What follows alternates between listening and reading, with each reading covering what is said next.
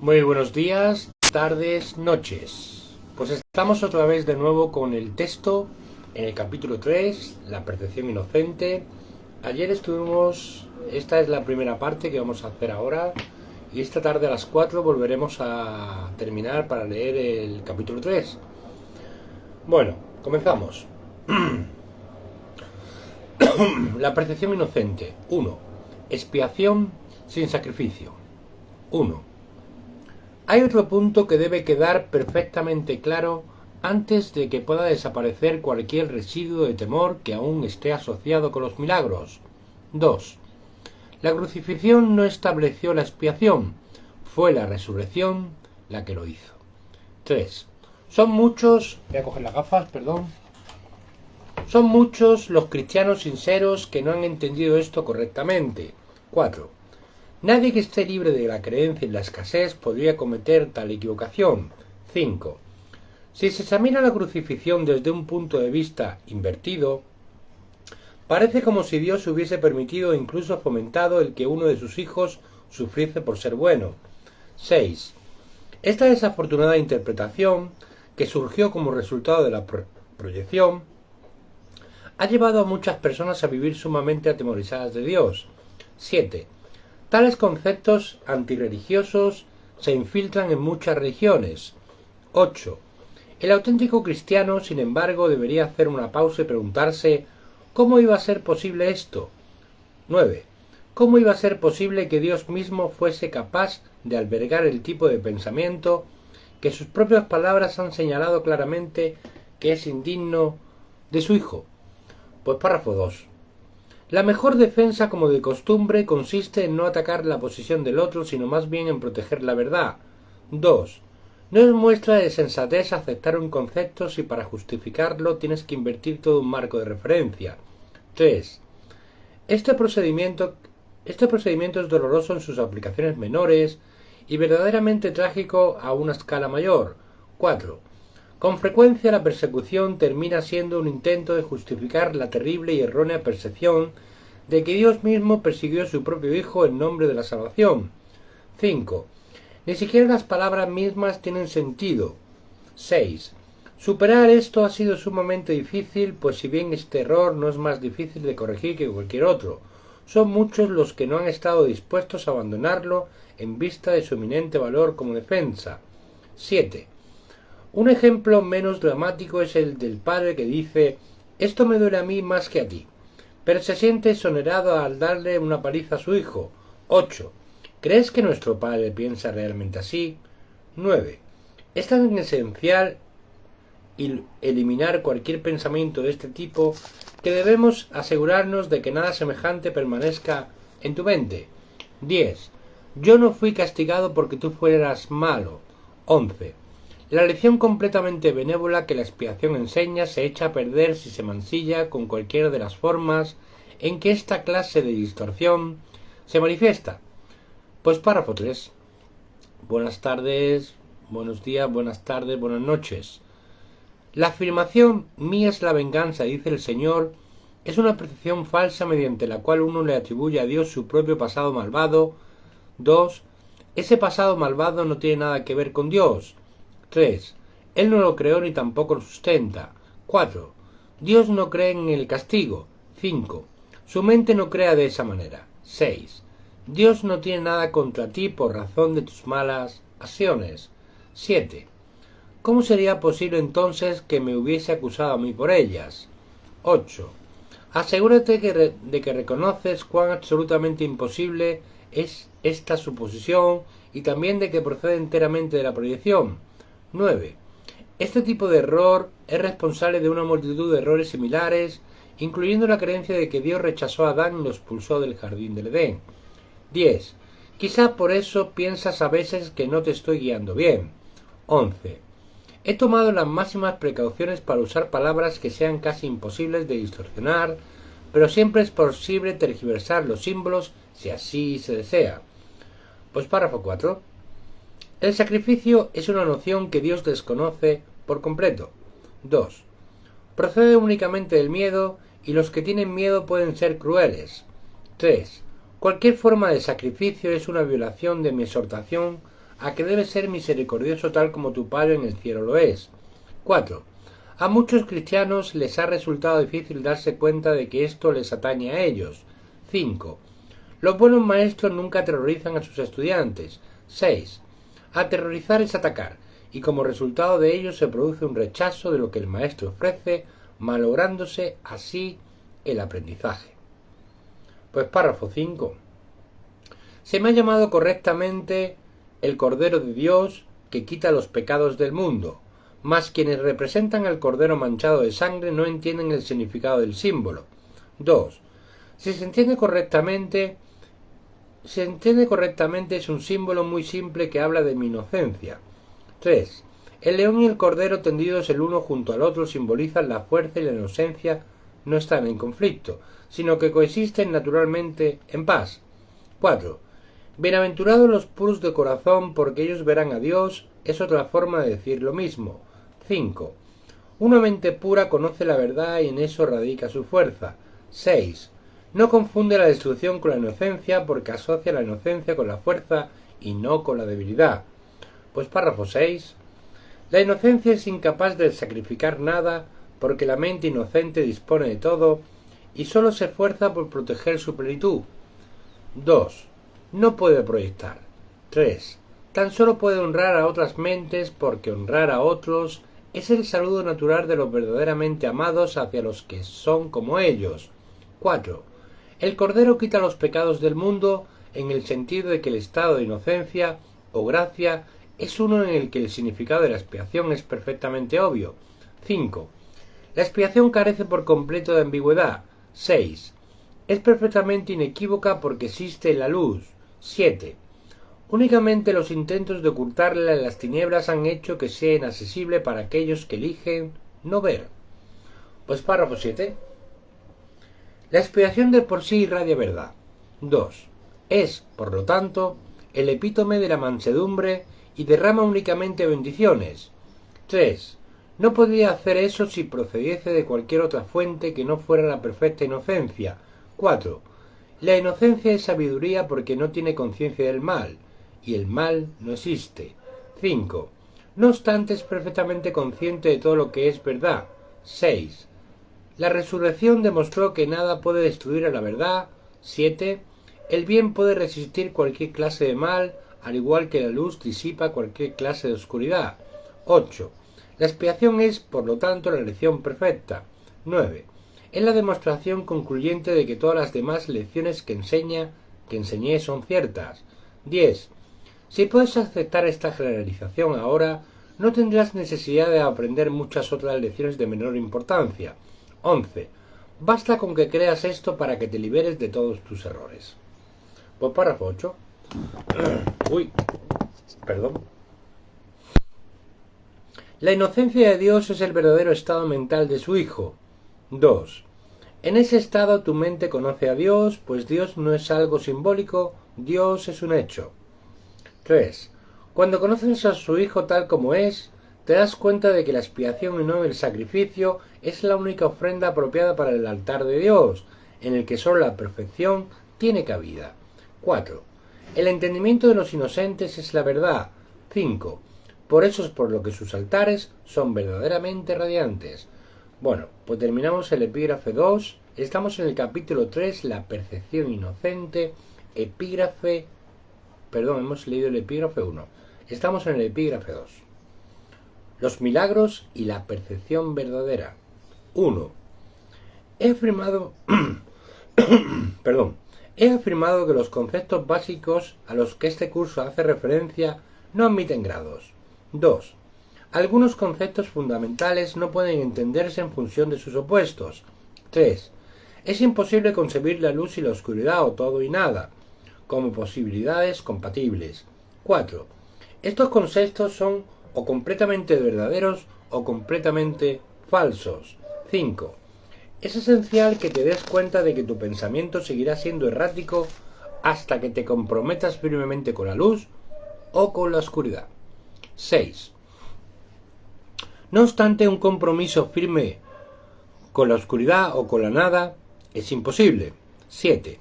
No hay nadie que haya vivido que no haya experimentado alguna luz o alguna cosa. 8.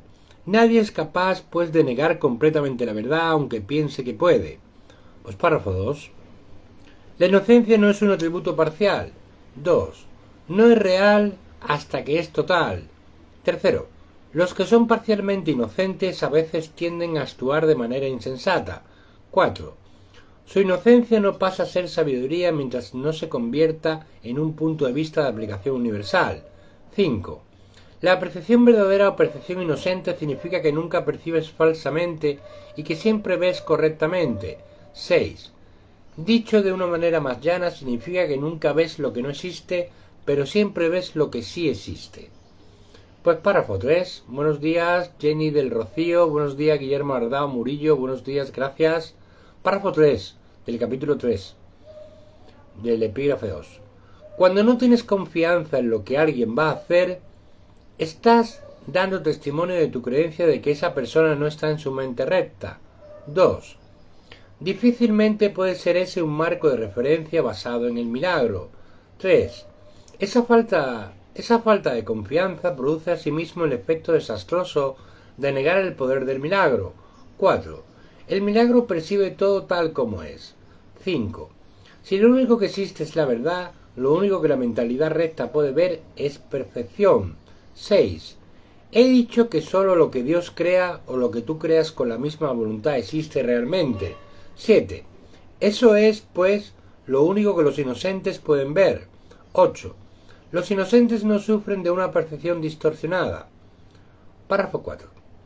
Tienes miedo de la voluntad de Dios porque has usado tu mente, que Él creó a semejanza de la suya, para crear falsamente. 2. La mente solo puede crear falsamente cuando cree que no es libre. 3. Una mente aprisionada no es libre porque está poseída o refrenada por sí misma. 4. Esta está, por lo tanto, limitada, y la voluntad no es libre de afirmarse a sí misma. 5. Ser uno es ser de una misma mente o voluntad. 6. Cuando la voluntad de la filiación y la del Padre son una, la perfecta armonía entre ellas es el cielo. Pues párrafo 5. Nada puede prevalecer contra un hijo de Dios que encomienda su espíritu en manos de su Padre. 2. Al hacer esto, la mente despierta de su sueño y recuerda a su Creador. 3. Toda sensación de separación desaparece. 4. El Hijo de Dios es parte de la Santísima Trinidad, pero la Trinidad en sí es una. 5. No hay confusión entre sus niveles porque estos son de una sola mente y de una sola voluntad. 6. Este propósito único crea perfecta integración y establece la paz de Dios. 7. Pero esta visión solo la pueden percibir los verdaderamente inocentes. 8. Quienes al ser puros de corazón defienden la percepción verdadera en vez de defenderse de ella. 9. Puesto que entienden la lección de la expiación, no tienen el deseo de atacar y por lo tanto pueden ver correctamente. 10. Esto es lo que la Biblia quiere decir con cuando Él aparezca o sea percibido, seremos como Él, pues lo veremos tal cual es. Párrafo 6. La manera de corregir las distorsiones es dejando de tener fe en ellas y depositándola únicamente en lo que es verdad. 2. No puedes hacer lo que no es verdad, no puedes hacer que lo que no es verdad lo sea. 3. Si estás dispuesto a aceptar lo que es verdad en todo lo que percibes, dejas que sea verdad para ti. 4. La verdad supera todo error, y aquellos que viven inmersos en el error y en la vacuidad jamás pueden encontrar consuelo duradero. 5. Cuando percibes correctamente, cancelas tus percepciones falsas y las de los demás simultáneamente. 6. Puesto que los ves tal como son, les ofreces tu aceptación de su verdad para que ellos puedan aceptarla en sí mismos. 7. Esta es la curación que el milagro produce. Pues epígrafe 3, percepción y conocimiento. 1. Hemos estado haciendo hincapié en la percepción y apenas hemos hablado del conocimiento. 2. Esto ha sido así porque la percepción tiene que ser corregida antes de que puedas llegar a saber nada. 3. Saber es tener certeza. 4. La incertidumbre significa que no sabes. 5. El conocimiento es poder porque goza de certeza y la certeza es fuerza. 6. La percepción es temporal. 7. Al ser un atributo de la creencia en el espacio y en el tiempo, es susceptible de producir miedo o amor. 8. Las percepciones falsas producen miedo y las verdaderas fomentan el amor, mas ninguna de ellas brinda certeza porque toda percepción está sujeta a cambios. 9. Por eso es por lo que la percepción no es conocimiento. 10. La percepción verdadera es la base del conocimiento, pero gozar de conocimiento es la afirmación de la verdad y esto se encuentra allende cualquier percepción. Pues párrafo 2. Todas tus dificultades proceden del hecho de que no te reconoces a ti mismo, ni reconoces a tu hermano, ni reconoces a Dios. 2. Reconocer significa conocer de nuevo, implicando que antes gozabas de conocimiento. 3. Puedes ver de muchas maneras debido a que la percepción entraña interpretación, y eso quiere decir que no es íntegra ni consistente. 4. El milagro, al ser una manera de percibir, no es conocimiento. 5. Es la respuesta correcta a una pregunta, mas cuando sabes, no preguntas. 6. El primer paso del proceso de deshacer lo ilusorio es cuestionar su realidad. 7. El milagro, la respuesta correcta, lo corrige. 8. Dado que las percepciones cambian, su dependencia del tiempo es obvia. 9. La forma en que percibes en cualquier momento dado determina tu comportamiento y las acciones solo pueden tener lugar en el tiempo. 10. El conocimiento es intemporal porque la certeza es algo incuestionable. 11. Cuando sabes, dejas de hacer preguntas. Pues párrafo 3. La mente que cuestiona se percibe a sí misma en el tiempo y por lo tanto busca respuestas para el futuro. La mente que cuestiona, ¿de acuerdo? Se percibe a sí misma en el tiempo y por lo tanto busca respuestas para el futuro. 2. Y la mente no receptiva cree que el futuro va a ser igual que el presente. 3. Eso da lugar a un estado de aparente estabilidad que es normalmente un intento de contrarrestar el miedo subyacente de que el futuro va a ser peor que el presente. 4. Este miedo coarta enteramente la tendencia a cuestionar. Pues párrafo 4. La verdadera visión es la percepción natural de la visión espiritual, pero es todavía una corrección en vez de un hecho. 2. La visión espiritual es simbólica, por lo tanto no es un instrumento de conocimiento. 3. Es no obstante un medio de percepción correcta, lo cual la sitúa dentro del propio ámbito del milagro. 4. Una visión de Dios sería un milagro más que una revelación. 5. El hecho en sí de que la percepción esté involucrada demuestra que la experiencia no pertenece a la esfera del conocimiento. 6. De ahí que las visiones, por muy santas que sean, son efímeras, breves. Pues párrafo 5. La Biblia te exhorta a que te conozcas a ti mismo o a lo que es igual a que tengas certeza. 2. La certeza es siempre algo propio de Dios. 3. Cuando amas a alguien lo has percibido tal como es y esto te permite conocerlo. 4. Hasta que no lo percibas primero tal como es, no lo podrás conocer.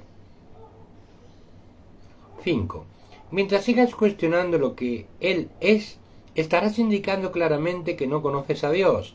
6. La certeza no requiere acción. 7. Cuando dices que estás actuando basándote en tu conocimiento, estás confundiendo el conocimiento con la percepción. 8. El conocimiento provee la fuerza para el pensamiento creador, no para la acción recta. 9.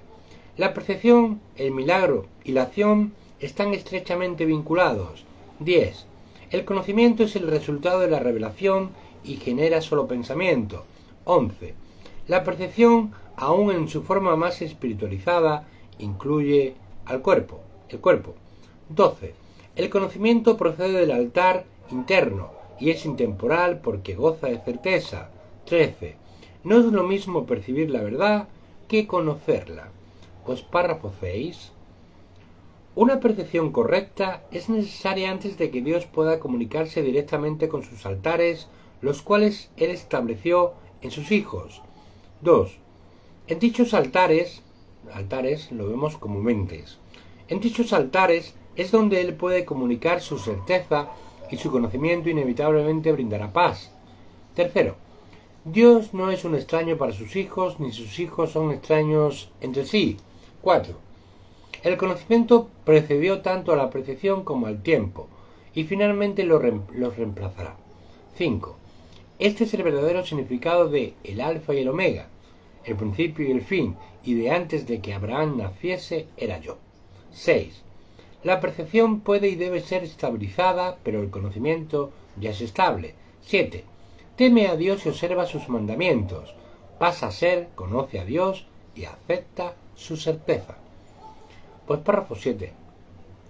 Si atacas el error que ves en otro, te harás daño a ti mismo. 2. No puedes conocer a tu hermano si lo atacas. 3. Los ataques siempre se lanzan contra extraños. 4. Al percibir falsamente a tu hermano lo conviertes en un extraño y, por lo tanto, no puedes conocerlo.